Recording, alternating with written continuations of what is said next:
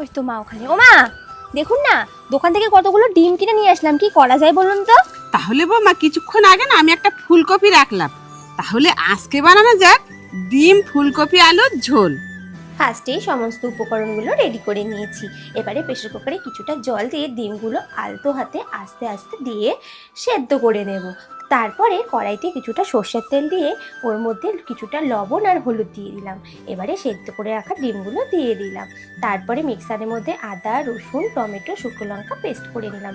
ডিমগুলো ভাজা হয়ে গেছে, একটা পাত্রের মধ্যে তুলে নিয়ে ওই তেলের মধ্যেই ফুলকপি আর আলুটা ভেজে নিয়ে একটা পাত্রের মধ্যে তুলে নিলাম।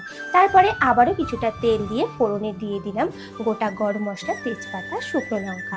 হালকা নাড়াচাড়া করে দিয়ে দিলাম কিছুটা পেঁয়াজ কুচিটা দেওয়ার পর নাড়াচাড়া করে মিক্সারে পেস্ট করে রাখা সমস্ত মশলাটা দিয়ে তারপরে একটা পাত্রের মধ্যে ধনে জিরের গুঁড়ো, কিছুটা হলুদ আর লঙ্কার গুঁড়ো দিয়ে একটা জল দিয়ে একটা পেস্ট রেডি করে নিলাম। এবারে সেই পেস্ট রেডি করাটা দিয়ে দিলাম, দিয়ে আবারও ভালো মতন মশলার সমেত একসাথে নাড়িয়ে নিলাম। নাড়িয়ে ঢাকা দিয়ে দিয়েছি। কিছুক্ষণ পর ঢাকনাটা খুলে মশলা থেকে তেল ছেড়ে দিয়েছে। এবারে ফুলকপি আলু ভাজাগুলো দিয়ে তার মধ্যে পরিমাণ মতন লবণ দিয়ে ভালো মতন কষিয়ে নিলাম।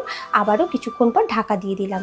কিছুক্ষণ পর ঢাকনাটা খুলে নিয়ে ভালো মতন কষানো হয়ে গেছে। এবারে খুন্তি ধোয়া জলটা দিয়ে যেই ঝোলটা ফুটে উঠবে তারপরে দিয়ে দিতে হবে ভেজে রাখা ডিমগুলো, দিয়ে আবারও একটু ভালো মতন নাড়াচাড়া করে নিয়ে সবশেষে দিয়ে দেবো পরিমাণ মতন চিনি আর গরম মশলা।